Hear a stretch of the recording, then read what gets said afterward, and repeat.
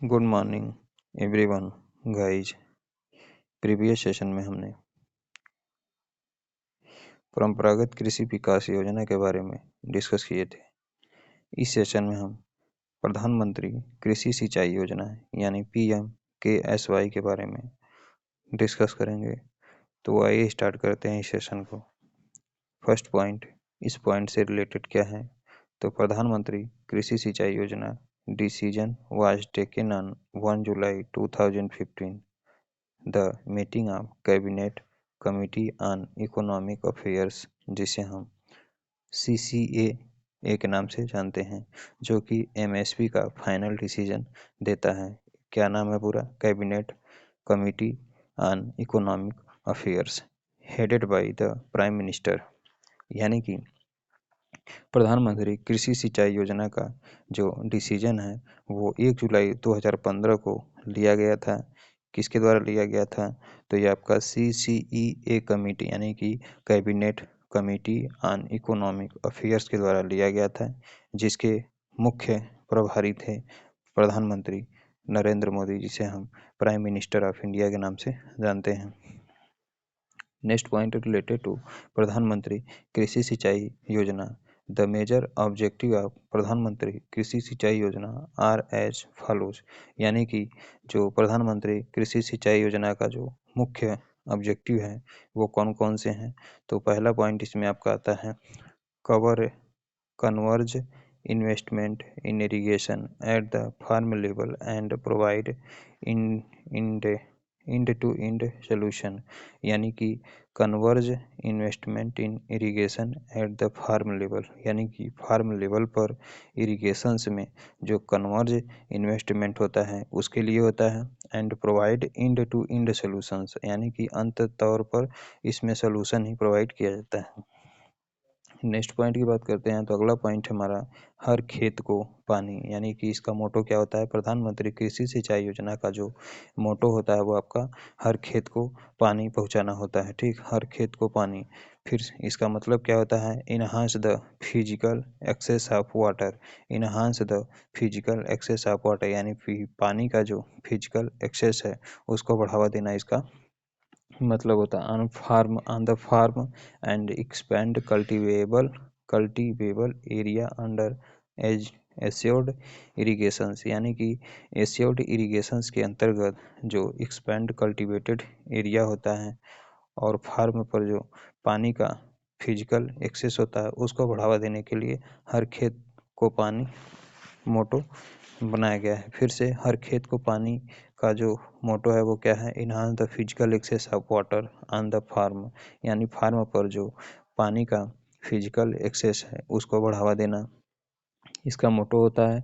And expand cultivable area under assured irrigation, यानी कि जो निश्चित इरिगेशन है इसके अंतर्गत एरिया को कल्टीवेबल बनाने के लिए किया जाता है। Next point related to integration of source distribution efficient use of water through appropriate technology and practice, यानी कि एक एप्रोप्रिएट टेक्नोलॉजी और प्रैक्टिस के द्वारा, यानी एप्रोप्रिएट टेक्नोलॉजी एंड प्रैक्टिस के द्वारा जो वाटर का यूज इफिशियंसी है इसके डिस्ट्रीब्यूशन और सोर्स के इंटीग्रेशंस के बारे में चर्चा किया गया। फिर से integration of source distribution efficient use of water through appropriate technology and practice, यानी कि एप्रोप्रिएट टेक्नोलॉजी और प्रैक्टिस के द्वारा जो वाटर का यूज इफिशियंसी है और वाटर का जो डिस्ट्रीब्यूशन है और वाटर का जो सोर्स है उसको सही अनुपात में मिल सके, इसका डिस्कस इस योजना में किया गया है। नेक्स्ट पॉइंट की बात करते हैं enhance adoption of precision irrigation, यानी कि जो प्रेसिजन इरिगेशंस होता है इसके एडॉप्शंस को बढ़ावा देना इसका मोटो होता है। And other water saving technology under more crop पर ड्रॉप, यानी कि और इसके अंतर्गत अदर वाटर सेविंग टेक्नोलॉजी, यानी कि इसके अंतर्गत जो अन्य वाटर से को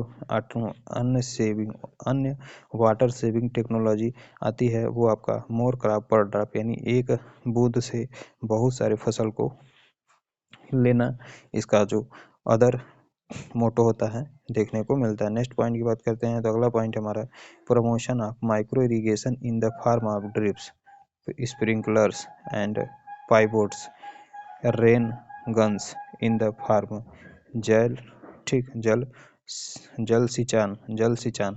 फिर से promotion of micro irrigation in the form of drips, यानी कि जो इरिगेशंस का यानी माइक्रो इरिगेशंस का जो प्रमोशन है वो ड्रिप्स के रूप में हो सकता है, स्प्रिंकलर्स के रूप में हो सकता है, पाइपोट्स के रूप में हो सकता है एंड रेन गन्स के रूप में हो सकता है इन द फार्म, यानी कि फार्म में, यानी फार्म पर रेन गन्स के रूप में, पाइपोट्स के रूप में, स्प्रिंकलर के रूप में या फिर ड्रिप्स के रूप में जो है इसमें माइक्रो इरिगेशंस को बढ़ावा दिया जाता है, जिसे हम जल सिंचन के नाम से जानते हैं। अगला पॉइंट क्या है, तो अगला पॉइंट हमारा enhance recharge of aquifers. Enhance recharge of aquifers promote sustainable water conservation, यानी कि सस्टेनेबल वाटर कंजर्वेशन को बढ़ावा देने के लिए और एक्वीफर्स की रिचार्ज को बढ़ावा देने के लिए इस मोटो को लागू किया जाता है। Next point, ensure integrated development of rain fade area, यानी कि रेन फेड एरिया को विकास के लिए ठीक ensure integrated development of rain fade area, यानी कि जो रेन फेड एरिया है इसके इंटीग्रेटेड डेवलपमेंट को इंश्योर करने के लिए इस मोटो को लागू किया जाता है। नेक्स्ट पॉइंट की बात करते हैं, तो अगला पॉइंट है हमारा water harvesting, water management and crop alignment, explore feasibility of reusing treated municipal wastewater for peri-urban agriculture and attract greater private investment in irrigation, यानी कि water harvesting, water management and crop alignment, explore feasibility of reusing treated municipal wastewater for peri-urban agriculture and attract greater private investment in irrigations, यानी irrigations में जो greater private investments होता है इसको attract बनाने के लिए, और एग्रीकल्चर यानी कि पेरी अर्बन एग्रीकल्चर, यानी कि पेरी अर्बन एग्रीकल्चर्स के लिए जो वाटर का वास्ट होता है ठीक, और water harvesting, water management and crop alignment, explore feasibility of reusing treated municipal waste water, यानी कि जो म्युनिसिपल वास्ट वाटर है इसके रीयूजिंग, यानी कि रीयूजिंग ट्रीटेड ठीक reusing treated municipal waste water for peri urban agriculture and attract greater private investment in irrigation, यानी water harvesting, water management and crop alignment, explore feasibility of reusing treated municipal waste water, यानी कि जो reusing treated municipal waste water होता है इसकी feasibility को बढ़ावा देने के लिए, क्रॉप अलाइनमेंट को बढ़ावा देने के लिए और वाटर मैनेजमेंट को बढ़ावा देने के लिए, वाटर हार्वेस्टिंग को बढ़ावा देने के लिए इस योजना को लागू किया जाता है। फॉर पेरी अर्बन एग्रीकल्चर, जो कि पेरी अर्बन एग्रीकल्चर्स के लिए होता है, and attract greater private investment in irrigation, क्योंकि यह प्राइवेट इन्वेस्टमेंट इरिगेशन में प्राइवेट इन्वेस्टमेंट को बढ़ावा देने के लिए इसको अट्रैक्ट किया जाता है। नेक्स्ट हमारा अगला स्कीम कौन सा है, तो नेक्स्ट स्कीम हमारा डीडी किसान चैनल। अगला स्कीम हमारा डीडी किसान चैनल। अगला स्कीम क्या है, तो अगला स्कीम हमारा DD Kisan channel. DD Kisan is an Indian agriculture ठीक, डीडी किसान जो होता है डीडी किसान जो होता है वो एक प्रकार का इंडियन एग्रीकल्चर होता है। 24 आवर्स टेलीविजन, यानी कि DD Kisan is an Indian agriculture channel, यानी कि डीडी किसान जो होता है वो इंडियन एग्रीकल्चर चैनल होता है जो कि 24 घंटा टेलीविजन चैनल होता है ठीक, यानी कि DD Kisan is an Indian agriculture 24 hour television channel, यानी कि डीडी किसान चैनल एकमात्र ऐसा किसान चैनल है जो कि टेलीविजन पे 24 घंटे तक चलता है। Which is owned by Doordarshan and was launched on 26 May 2015, यानी कि इसको किसके द्वारा बनाया गया, डीडी किसान चैनल को किसके द्वारा बनाया गया है, तो डीडी किसान चैनल को दूरदर्शन के द्वारा बनाया गया है। और यह कब लॉन्च किया गया था, तो 26 मई सन 2015 को इसको लॉन्च किया गया था। यानी डीडी किसान चैनल एकमात्र ऐसा किसान चैनल है जो कि टेलीविजन पे 24 घंटे तक चलने वाला चैनल होता है। इसके साथ ही साथ यह दूरदर्शन के द्वारा, यानी कि दूरदर्शन चैनल के द्वारा इस चैनल को बनाया गया है और इसका लॉन्च जो है 26 मई सन 2015 को किया गया था। Next point related to DD Kisan channel, the channel has been dedicated to agriculture, यानी कि जो डीडी किसान चैनल होता है यह एग्रीकल्चर को डेडिकेटेड करने वाला चैनल होता है, यानी कि the channel has been dedicated to agriculture, यानी कि डीडी किसान चैनल जो होता है वो एग्रीकल्चर को डेडिकेट करने वाला चैनल होता है। एंड रिलेटेड सेक्टर्स, और यह इससे संबंधित जो सेक्टर होता है उसको रिलेट करने के लिए which disseminates real time input to farmers on new farming techniques, water conservation, organic farming, agri mandi data etcetera. यानी the channel has been dedicated to agriculture and related sectors which disseminates real time input to farmers on new farming techniques, water conservation, organic farming, agri mandi data etcetera. Next point, मतलब सही समय पर सही input को प्राप्त कर सके farmer, यानी फार्मर्स जो है वो सही समय पर सही इनपुट प्राप्त कर सके ऑन न्यू फार्मिंग टेक्निक, और जो नई नई टेक्निक्स है उसको यह जो होता है प्रोवाइड करता है डीडी किसान चैनल के द्वारा। वाटर कंजर्वेशन के बारे में बताया जाता है कि डीडी किसान चैनल के द्वारा। ऑर्गेनिक फार्मिंग के बारे में बताया जाता है डीडी किसान चैनल के द्वारा। और एग्री मंडी डाटा जो होती है वो भी बताया जाता है कृषि किसान चैनल के डीडी किसान चैनल के द्वारा। अगला स्कीम है हमारा नीम कोटेड यूरिया, जिसे हम एनसीयू के नाम से जानते हैं, यानी कि N for neem, C for coated and U for urea. Neem coated urea कब लॉन्च किया गया था? तो जनवरी सन 2015 में नीम कोटेड यूरिया को जो है वो लॉन्च किया गया था। Urea coated with Neem oil, यानी कि यूरिया जो होता है वो किसके द्वारा कोटेड किया जाता है? तो urea coated with Neem oil, यानी नीम के तेल के द्वारा जो है इस यूरिया को कोट किया जाता है। नीम वर्क्स इन सॉयल, ठीक, एज लाइक बायो पेस्टिसाइड, यानी कि नीम वर्क्स, यानी कि जो नीम होता है वो मृदा में किस तरह काम करता है? तो बायो पेस्टिसाइड के रूप में काम करता है, यानी कि जो नीम से होता है वो बायो पेस्टिसाइड के रूप में मृदा में काम करता है। First point related to neem coated urea. First point related to neem coated urea. In January 2015, यानी कि जनवरी 2015 में the government allowed the urea produce up to 100% of production as Neem coated urea, यानी नीम कोटेड यूरिया के रूप में 100% तक जो है 100% तक जो है इसको प्रोड्यूस किया जाता है। यानी इन जनवरी 2015, यानी जनवरी 2015 में the government allowed the urea produce up to 100% of production as Neem coated urea, यानी कि नीम कोटेड यूरिया के रूप में जो 100% तक नीम कोटेड यूरिया का प्रोडक्शन है वो यूरिया के रूप में इंडिया गवर्नमेंट जो है वो अलाउड कर दिया था। कब? जनवरी 2015 में। फिर से in January 2015 the government allowed the urea produce up to 100% of production as Neem coated urea, यानी कि इन जनवरी 2015, यानी जनवरी 2015 में गवर्नमेंट ऑफ इंडिया के द्वारा जो है यह अलाउड कर दिया गया था कि जो यूरिया का प्रोडक्शन है वो 100% तक जो है वो नीम कोटेड यूरिया के रूप में इसका प्रोडक्शन होगा। Further the government made it mandatory to produce at least 75% of domestic urea as Neem coated, यानी कि फर्दर इसके बाद जो गवर्नमेंट थी made it mandatory to produce at least, यानी कम से कम जो है 100% तो नीम कोटेड यूरिया होना ही चाहिए।